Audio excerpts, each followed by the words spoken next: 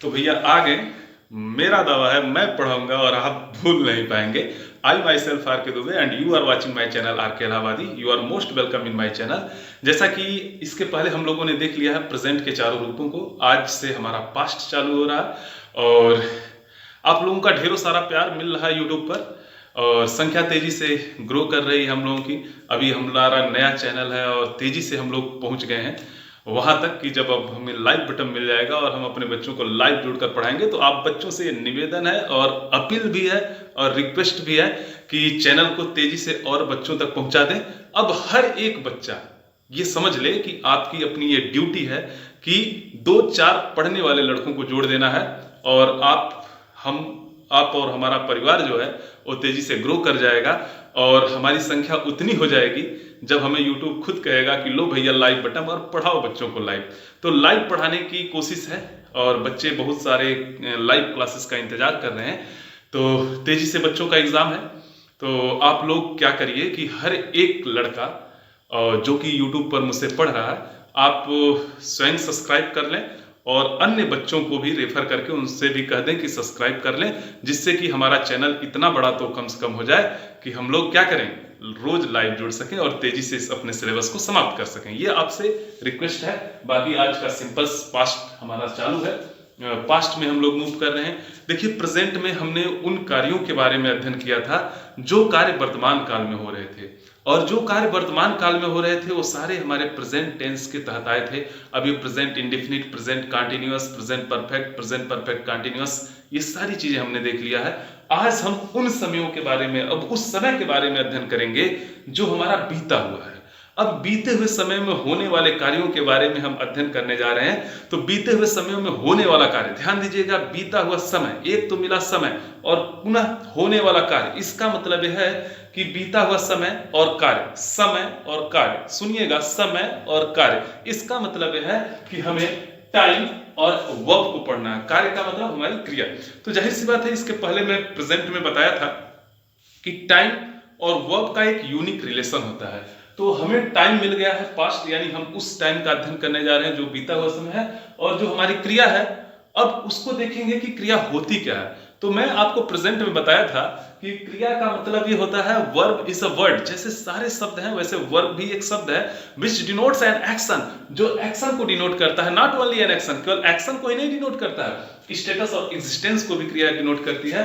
तो आज हम बीते हुए समयों में जो हमारी क्रियाएं चलती हैं, या तो एक्शन है, या तो स्टेटस है, या तो एग्जिस्टेंस है। स्टेटस और एग्जिस्टेंस किसी के बारे में बताती है कि वो होता क्या है, वो है क्या, उसके स्टेटस को, उसके अस्तित्व के बारे में बताया जाता है। तो सबसे पहले हम एक्शन को न पढ़कर आज स्टेटस और एग्जिस्टेंस को पढ़ेंगे। यानी स्टेटस का मतलब आप हैं क्या और एग्जिस्टेंस का मतलब आपका अस्तित्व है कि नहीं है, यानी आपके अस्तित्व के बारे में और आपके स्टेटस के बारे में आज अध्ययन करेंगे। तो आपको जैसा कि मैंने प्रेजेंट में बताया था, प्रेजेंट वाला वीडियो यदि आप देखेंगे तो और भी अच्छी तरीके से समझ में आ जाएगा, इसलिए रिक्वेस्ट है कि प्रेजेंट वाला वीडियो जाकर देखिएगा, सिंपल प्रेजेंट वाली। तो स्टेटस का मतलब वर्तमान काल में आप हैं क्या, ये वर्तमान काल की बात है। लेकिन हम बीते हुए समयों की स्टेटस के बारे में पढ़ने जा रहे हैं। जैसे मैंने कह दिया कि दशरथ एक राजा थे, तो बीते हुए समय में उनका स्टेटस था कि वो राजा थे। डॉक्टर मनमोहन सिंह भारत के प्रधानमंत्री थे, तो बीते हुए समय में मनमोहन सिंह प्रधानमंत्री थे, उनका स्टेटस था। तो स्टेटस, जैसे मैंने कह दिया कि मैं एक किसान था, अब नहीं हूं, अब मैं एक अध्यापक हूं। तो मैं एक किसान था, यानी बीते हुए समय में मेरा स्टेटस किसान का था। जैसे मैंने कह दिया सुरेश एक डॉक्टर था, तो इसका मतलब यह है कि पहले डॉक्टर था, अब नहीं है। ठीक है ना। मैंने कह दिया कि वह एक विद्यार्थी था, तो इसका मतलब पहले था, अब नहीं है, अब कोई दूसरा काम करता है। मैंने कह दिया कि मोहन एक कबाड़ी था, अब सॉरी बाबू मोहन, कबाड़ी आप हो भी सकते हैं, नहीं हो सकते हैं, लेकिन ऐसा नहीं है कि कबाड़ी था। हाँ, मोहन एक कबाड़ी था, इसका मतलब यह है कि वो बीते समय में कबाड़ी था, आज नहीं है, आज दूसरा धंधा अपना लिया है। अब मीम मत बना देना। तो मोहन एक कबाड़ी था, तो ध्यान दीजिएगा बीते हुए समय में उसका स्टेटस था। तो ध्यान से समझने की बात है, यदि बीते हुए समय में आप कुछ थे, ठीक है ना, अब आपका बीते हुए समय में किसी पद पर, किसी मद में, किसी रूप में, किसी रंग में, किसी आकार में, किसी प्रकार में, किसी अवस्था में, किसी व्यवस्था में बीते हुए समय में यदि होना पाया गया तो वह आपका स्टेटस है। जैसे मैंने कह दिया पानी गर्म था, इसका मतलब उसकी अवस्था गर्म थी, अब नहीं है। जैसे मैंने कह दिया कपड़ा सफेद था, यानी कपड़ा सफेद था, अब नहीं है, इसका मतलब अब दूसरे रंग में है। तो किसी रंग में, किसी रूप में, जैसे वह बहुत ही सुंदर लड़की थी, इसका मतलब आज नहीं है, पहले वो थी। इसका मतलब क्या है कि बीते हुए समय में किसी के किसी रूप में, किसी रंग में, किसी आकार में, किसी प्रकार में, किसी अवस्था व्यवस्था में, किसी पद में, पद पर होने की बात किया जाएगा तो ये बीते हुए समय की स्टेटस। और यदि बीते हुए समय में कोई चीज थी यानी उसका अस्तित्व था तो एग्जिस्टेंस को बताएगा।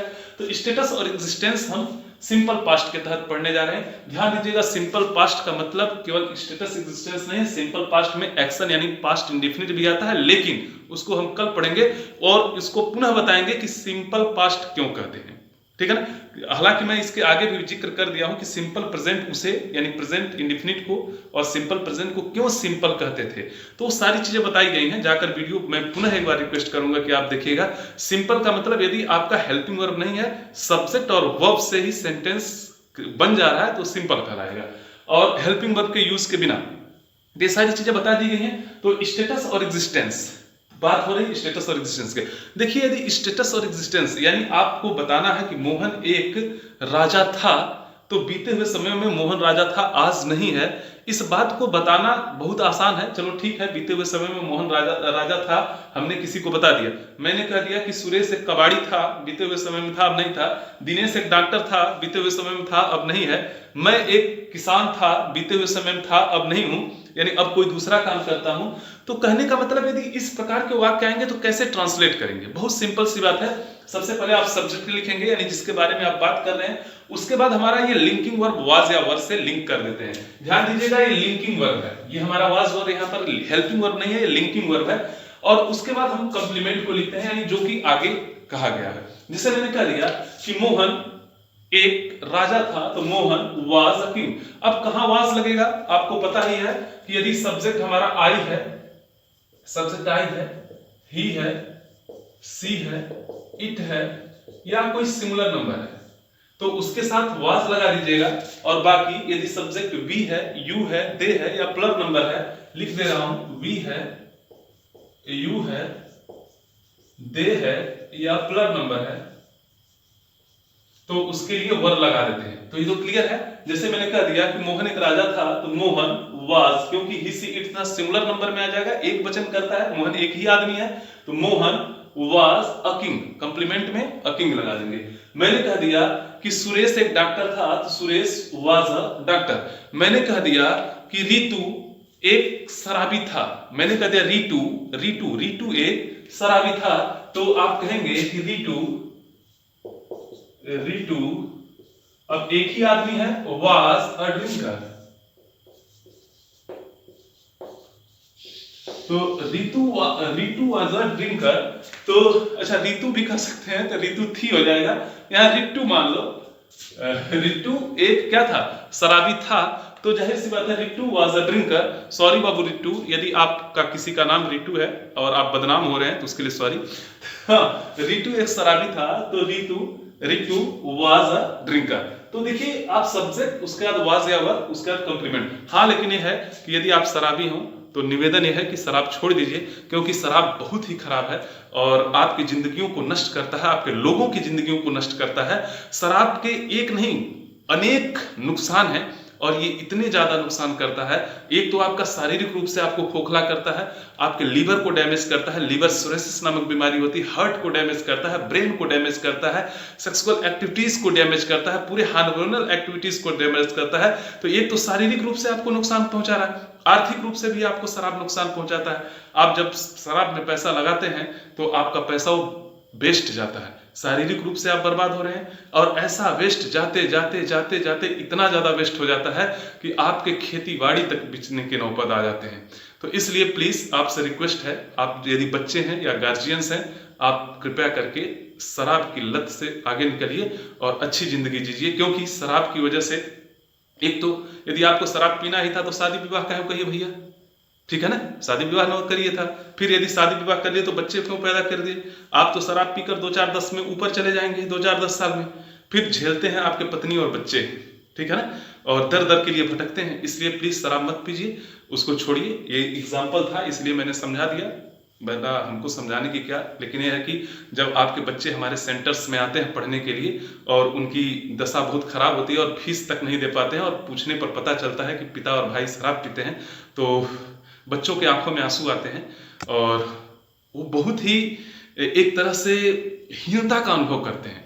इसलिए ऐसे माँ पिता और भाइयों बहनों से मेरा अनुरोध है कि आप शराब को छोड़िए और आगे बढ़िए, अपने बच्चों को पढ़ाइए लिखाइए। क्योंकि देखिए, आप प्रगति कर ले रहे हैं, बहुत ज़्यादा पैसा कमा ले रहे हैं और विकास कर ले रहे हैं, दोनों बातों में बड़ा फर्क है। आपने पैसा तो बहुत बना लिया, आप केवल उन्नति कर रहे हैं, विकास नहीं कर रहे हैं। विकास का मतलब यह है कि यदि आपने पैसा कमाया और आपने शिक्षा पर, स्वास्थ्य पर, सफाई दफाई पर खर्च किया तो जान लीजिए विकास है, और ये कभी रुकेगा नहीं। और आप उन्नति कर ले जा रहे हैं, बहुत ज़्यादा पैसा कमा ले रहे हैं, लेकिन आप अपने पीढ़ी को संस्कार नहीं दे पा रहे हैं, शिक्षा नहीं दे पा रहे हैं और स्वयं शराब में डूबे हैं, तो ये जान लीजिए कि धीरे धीरे तो आप ऊपर जाएंगे और आप जितना बना कर जाएंगे वो आपकी पीढ़ी आपके जाने से पहले ही हो सके बिगाड़ कर चली जाए।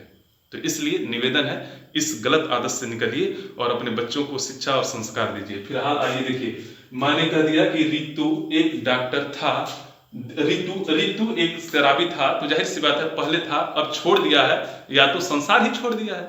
और आप भी ऐसे शराबी रहेंगे तो क्या होगा, या तो आप वाज हो जाएंगे। वाज होने का मतलब समझ लीजिए, था यानी निकल देंगे, 2 4 10 साल 20 साल के मेहमान रह जाएंगे, बाकी आपकी मर्जी। तो Ritu was a drinker, Ritu क्या था, शराबी था। इसका मतलब अब नहीं है, या तो दुनिया में नहीं है या तो शराब छोड़ ही दिया है।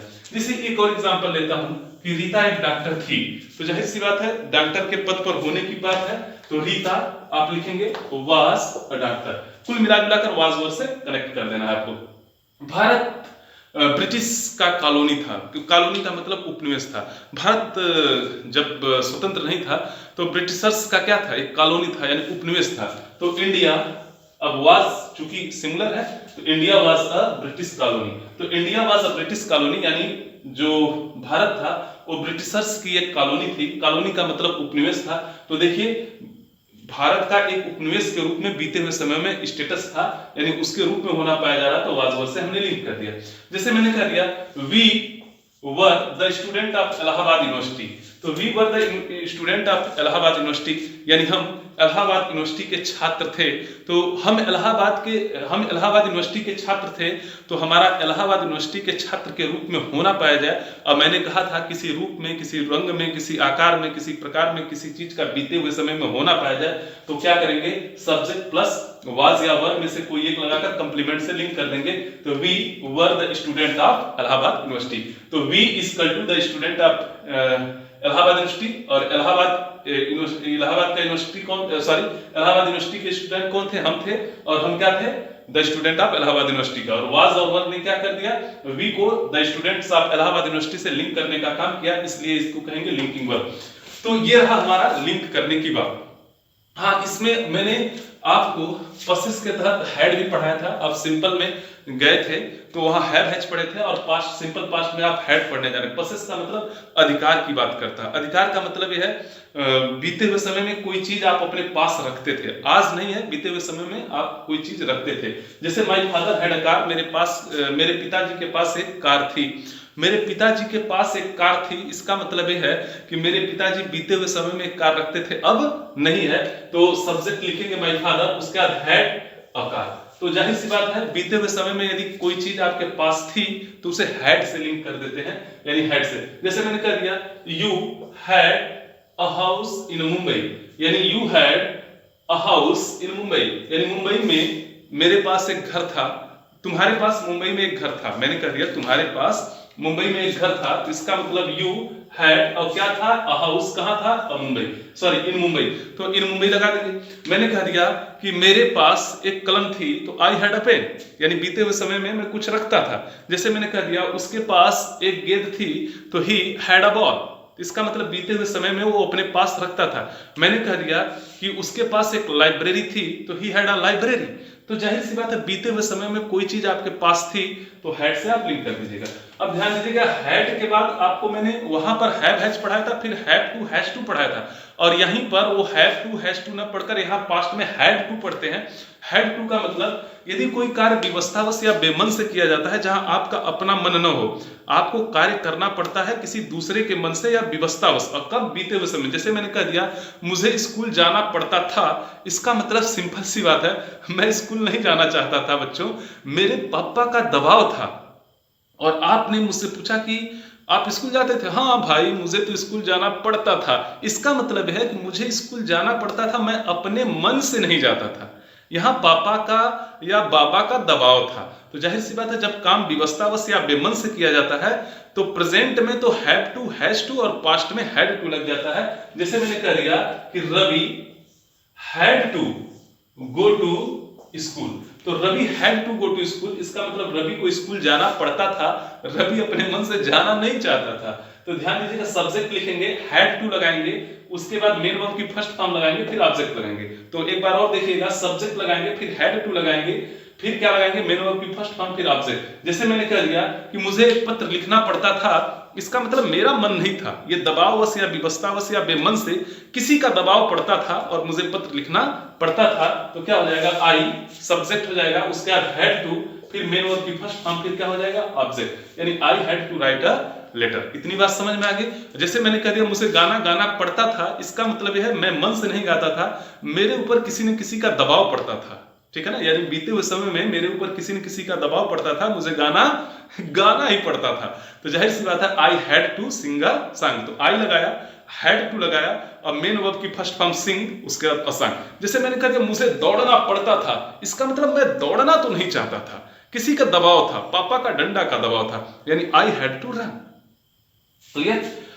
तो ये था। उसके बाद प्रेजेंट में आपने is to, am to, are to पढ़ा था, जब काम अपने मन से वर्तमान में किया जाता है। हाँ, वही is to, am to, are to past में जब पढ़ेंगे तो वाज टू, वर टू। ध्यान से समझिएगा, प्रेजेंट में आपने पढ़ा था is to, am to, are to, अब उसी चीज को आपको पास्ट में पढ़ना है वाज टू और वर टू के रूप में। वहां जब प्रेजेंट में आप पढ़ते थे तो is to, am to, are to का प्रयोग जब कार्य अपने मन से किया जाता था, होता था। हाँ, सेम वही कंडीशन है, बीते हुए समय में जब कार्य अपने मन से किया जाएगा तो वाज टू और वर टू हो जाएगा। वही is to, am to, are to जो प्रेजेंट में होता था, वही जब पास्ट में जाएगा तो वाज टू और वर टू हो जाएगा। सिंपल सी बात है। जैसे मैंने कह दिया कि I was to go to school, I was to go to school, इसका मतलब यह है कि मुझे स्कूल जाना था, तो यहां मेरे ऊपर किसी का दबाव नहीं था। ध्यान दीजिएगा, दो बातें हैं। एक तो यहां लिखा गया I was to go to school, मुझे स्कूल जाना था, इसका मतलब मेरा मन था, किसी का दबाव बिल्कुल नहीं था। ठीक है ना? और जब मैंने लिख दिया I had to go to school, was to की जगह पर यदि हैड टू लगा दिया, देखिए यहीं पर हैड टू यदि लगा दिया, दोनों के अलग अलग अर्थ हैं। I had to go to school यानी मुझे स्कूल जाना पड़ता था, यानी किसी के विवशतावश जाना पड़ता था, किसी के दबाव के कारण जाना पड़ता था, कोई मेरे ऊपर दबाव बनाता था तब जाना पड़ता था। तो I had to go to school रहेगा तो कार्य दबाववश। लेकिन ये है कि I was to go to school, इसका मतलब मुझे स्कूल जाना था, मेरे ऊपर किसी का दबाव बिल्कुल नहीं था। ठीक है? जैसे मैंने कह दिया I had to sing a song, तो मुझे गाना गाना पड़ता था, किसी का दबाव था, लेकिन मैंने कह दिया I was to sing a song, इसका मतलब मुझे गाना गाना था, किसी का दबाव नहीं था, मेरा मन था बीते हुए समय में। जैसे we were to swim in the Ganga, मुझे गंगा में तैरना था, इसका मतलब यह है कि मेरा मन था भैया, किसी का दबाव बिल्कुल नहीं था। तो जब मेरा अपना मन था तो क्या हो गया कि I was to swim in the Ganga, लेकिन यह था कि हम सब का मन था। यदि मान लीजिए कई लोग हैं तो आई का प्लर भी होता है, तो हमें गंगा में तैरना था, हमें यानी हम सबको, जितने लोग थे हम सबको गंगा में तैरना था। तो जाहिर सी बात है, हम सबको गंगा में तैरना था, तो हम के लिए वी हो जाएगा। अब चूंकि आई ही सी इट एक वचन कर्ता के साथ वाज टू लगता है और वी यू दे तथा बहुवचन कर्ता के साथ वर टू लगता है, तो वी वर टू। अब जाहिर सी बात है मेन वर्ब का first form swim in the Ganga. तो इस तरह से आपने देखा कि हैड का प्रयोग पास रखने के लिए होता है बीते हुए समय में, हैड टू का प्रयोग बीते हुए समय में यदि कार्य विवशतावश या बेमन से होता है तो हैड टू का प्रयोग करते हैं, और बीते हुए समय में यदि कार्य अपने मन से हम करते हैं तो वाज टू या वर टू का प्रयोग करते हैं। तो इस तरह से इतना समाप्त हो गया। उसके बाद सिंपल प्रेजेंट में आप याद करिए, आपको लाइकली टू का प्रयोग बताया था मैं, और अबाउट टू का बताया था, एबल टू का बताया था ना, इज एम आर के साथ बताया था। प्रेजेंट में भाई आप पढ़े थे इज एम आर के साथ लाइकली टू पढ़े थे, इज एम आर के साथ एबल टू पढ़े थे, इज एम आर के साथ अबाउट टू पढ़े थे। सारा सिस्टम वही है, अर्थ भी वही है, बस इज एम आर की जगह पर सिंपल पास्ट में क्या हो जाएगा, वाज और वर आ जाएगा। ध्यान दीजिएगा, अब आप पढ़ने जा रहे हैं वाज और वर के साथ लाइकली टू, एबल टू और अबाउट टू, और मेन वर्ब की फर्स्ट फॉर्म वहां भी लगी थी, यहां भी लग रही है, ऑब्जेक्ट थी अदर वर्ड। अब वहां में सिंपल प्रेजेंट में आपको पढ़ाया था लाइकली टू का प्रयोग संभावना है के अर्थ में, यहां भी संभावना है के अर्थ में होगा, लेकिन पास्ट में जाएगा तो संभावना थी हो जाएगा, ठीक है ना। और अबाउट टू का वाला है वाली है के संदर्भ में प्रेजेंट में पढ़े थे, यहां वाला था वाली थी के संदर्भ में पढ़ेंगे। वहां सामर्थ्यता और योग्यता है के बारे में बात किए थे, यहां एबल टू का मतलब वाज वर्ब के साथ लगेगा तो सामर्थ्यता और योग्यता थी के बारे में बात करेंगे। यानी कहने का मतलब यह है, संभावना को बताएगी, ये चीजों के लास्ट में यानी हिंदी वाले वाक्य के अंत में वाला था वाली थी वाले थे आएंगे, और यहाँ योग्यता और सामर्थ्यता को बताएगी, बाकी सारी चीजें वही हैं सिंपल प्रेजेंट वाली। एक बार मैं पुनः आपसे आग्रह कर रहा हूं कि सिंपल प्रेजेंट वाली वीडियो जरूर देख लीजिएगा, ये वीडियो तुरंत आपको समझ में आ जाएगी। जैसे मैंने कह दिया वर्षा होने की संभावना थी, तो it was likely to rain. अब ऑब्जेक्ट और अदर वर्ड नहीं आया तो मत आया, जो नहीं आया उसको छोड़ दीजिए। अरे भैया आपके घर मामा जी नहीं आए तो पानी पिलाओगे, नहीं पिलाओगे, यदि आएंगे तभी पिलाओगे, तो जाहिर सी बात है ऑब्जेक्ट और अदर वर्ड नहीं आए तो छोड़ दिए, जो लोग आए हैं उनको लिख देंगे। तो ध्यान से सुनिएगा, वर्षा होने की संभावना थी, तो संभावना के अर्थ में लाइकली टू का प्रयोग होता है। तो अब चूंकि थी, वर्षा होने की संभावना थी यानी बीते हुए समयों की बात है, तो क्या हो जाएगा, वर्षा होने के लिए दिन और मौसम बताने के लिए इट का प्रयोग होता है, इट। अब चूंकि इट के लिए वाज लगता है, it was likely to rain. Clear हो गई बात। अब मैंने कह दिया वर्षा होने वाली थी, तो वाला था वाली थी के लिए क्या लग जाएगा, अबाउट टू, यानी it was about to rain. Clear है। जैसे मैंने कह दिया कि वह अंग्रेजी बोलने में समर्थ थी या अंग्रेजी लिखने के योग्य थी, सामर्थ्यता और योग्यता क्या बताता है, एबल टू बताता है, यानी सी was able to write English। Clear है। अब एक एक और एग्जांपल ले लेते हैं। जैसे मैंने कह दिया कि नरेंद्र मोदी जी के गोरखपुर आने की संभावना थी, तो नरेंद्र मोदी के गोरखपुर आने की संभावना थी यानी बीते हुए समयों में संभावना की बात, लाइकली टू, यानी Narendra Modi was likely to come in Gorakhpur. Clear है। अब मान लीजिए कह दिया गया कि उनकी गोरखपुर आने की संभावना थी, तो दे के साथ वर लग जाएगा, क्योंकि नरेंद्र मोदी सिंगुलर है इसलिए वाज लगा, और दे प्लर है तो इसलिए वर लग जाएगा, बाकी सारे सूत्र वही हैं। तो नरेंद्र मोदी के गोरखपुर आने की संभावना थी, Narendra Modi was likely to come in Gorakhpur. अच्छा ये तो क्लियर है। दूसरी बात, नरेंद्र मोदी गोरखपुर आने वाले थे, वाला था वाली थी के अर्थ में, about to, Narendra Modi was about to, ठीक है, कम इन गोरखपुर। क्लियर। अगला है कि मान लीजिए सामर्थ्यता और योग्यता, मैंने कह दिया योगी जी सरकार बनाने में समर्थ थे। अब तो भाई रिजल्ट आएगा वो अलग बात है, लेकिन एक एग्जांपल ले लीजिए, तो Yogi ji was able to form the government. Clear है। तो इस तरह से आप देख सकते हैं। जैसे मैंने कह दिया कि वह गंगा को पार करने में समर्थ था, तो he was able to cross the Ganga. तो इस तरह से आपने लाइकली टू, एबल टू और अबाउट टू का प्रयोग देख लिया। आगे आप देख लीजिए देयर का प्रयोग। देयर का प्रयोग होता कहां है, सिंपल प्रेजेंट में मैं बताया था, यदि नहीं बताया हूं तो यहां बता दे रहा हूं। यदि हिंदी वाक्य को पढ़कर आपको ऐसा लग जाए, यदि कोई भी हिंदी वाक्य आप पढ़ रहे हैं और उसको पढ़कर ऐसा लग जाए कि यदि हिंदी वाले वाक्य में किसी व्यक्ति का या किसी वस्तु का या किसी भी चीज का होना या न होना पाया जाए, यानी हिंदी वाक्य को पढ़कर आपको ऐसा लगे कि उस वाक्य में किसी व्यक्ति का या किसी वस्तु का या किसी भी चीज का होना या न होना पाया जा रहा है, और जो कर्ता है यानी जो सब्जेक्ट है वो अपने स्थान पर यानी सबसे पहले न आकर अंत में मुख्य क्रिया के पहले आए, तो वहां देयर का प्रयोग करते हैं। ध्यान से सुनिएगा, जिन हिंदी वाक्यों में किसी चीज का होना या न होना पाया जाए, जिन हिंदी वाक्यों में किसी चीज का होना या न होना पाया जाए और कर्ता जो कि पहले आता है वह सेंटेंस में पहले ना आकर अंत में मुख्य क्रिया के पहले आता है, तो वहां देयर का प्रयोग किया जाता है। जैसे मैंने कह दिया कि इस गांव में एक मंदिर है, इस गांव में एक मंदिर है, यानी किसकी बात की जा रही है? एक मंदिर की बात की जा रही है। तो ये सब्जेक्ट कहाँ आना चाहिए? सबसे पहले आना चाहिए, लेकिन आ कहाँ रहा है? इस गांव में एक मंदिर है का मतलब होना, यही क्रिया है, इसी के जस्ट पहले आ रहा है।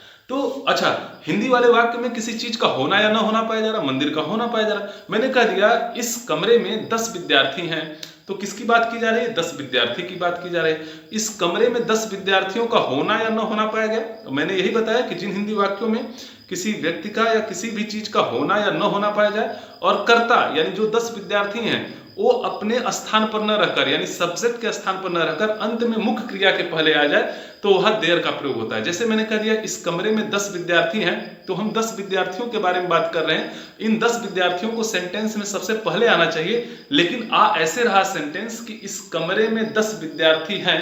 ये 10 विद्यार्थी हैं शब्द के पहले आ रहा है। तो है या था शब्द के पहले यदि कोई सब्जेक्ट आए, यानी सब्जेक्ट लास्ट में आए, तो समझ लीजिएगा कि वहां देयर का प्रयोग होगा। जैसे मैंने कह दिया कि इस गांव में एक मंदिर है, यदि है शब्द मैंने बोल दिया, इसका मतलब वर्तमान में, तो there is a temple in this village. लेकिन मैंने यही कह दिया कि इस गांव में एक मंदिर था, इसका मतलब अब नहीं है, और था के सेंस में क्या हो जाएगा?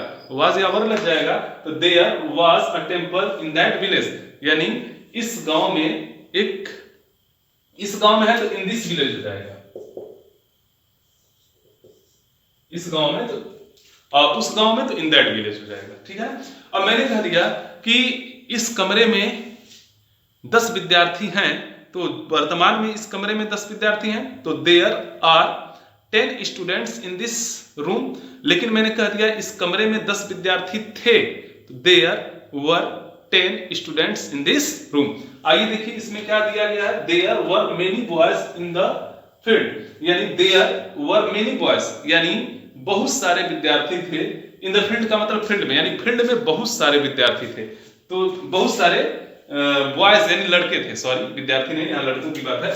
तो there were many boys in the field, यानी फील्ड में बहुत सारे लड़के थे। फील्ड में बहुत सारे लड़के थे, तो फील्ड में बहुत सारे लड़कों का होना या न होना पाया गया, और कर्ता जो बहुत सारे लड़के हैं वो अपने स्थान पर न कर, यानी पहले न रहकर अंत में मुख्य क्रिया के पहले है, तो यहाँ देयर का प्रयोग होता है। इस तरह से हमने आज आपको सिंपल पास्ट पढ़ा दिया। कल हम लोग पास्ट इंडेफिनिट पढ़ेंगे।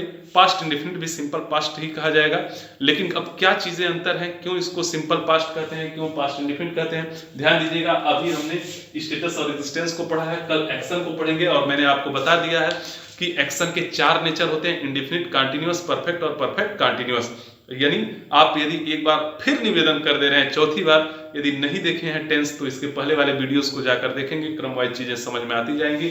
अभी आपका पास्ट चालू हो गया है, आने वाले 4-5 दिनों में, यानी इस हफ्ते में हम पास्ट को पढ़ाकर समाप्त कर देंगे। उसके बाद फ्यूचर चलेगा, ये सारी चीजें समाप्त हो जाएंगी। तो पुनः हमारा आपके एग्जाम के पहले वादा है कि आपको पार्ट ऑफ स्पीच यानी सेंटेक्स पढ़ाकर पूरा दे देंगे, जो इंग्लिश का एक तरह से हार्ट, किडनी सब कुछ है, यानी सारी इंग्लिश उसी पर डिपेंड करती है। ठीक है ना। तो इसलिए आप सभी बच्चों से यही निवेदन है कि तेजी से यदि हमारे सब्सक्राइबर संख्या ग्रो कर जाती, और हर एक विद्यार्थी यदि एक विद्यार्थी को भी जोड़ देना, तो ये काम हो जाएगा। ठीक है ना। यानी हमारी संख्या वो पहुंच जाएगी, यानी 1000 पार कर जाएगी, जिससे हमें लाइव पढ़ाने का मौका मिल जाएगा। तो लाइव आने से हम कभी भी आ सकते हैं और कभी भी पढ़ा सकते हैं। इसलिए सभी विद्यार्थियों से यह निवेदन है जो कि हमारे चैनल पर इस समय पूरा वीडियो वॉच कर रहे हैं, देख रहे हैं, उनसे यही निवेदन है कि आप अपने मित्रों को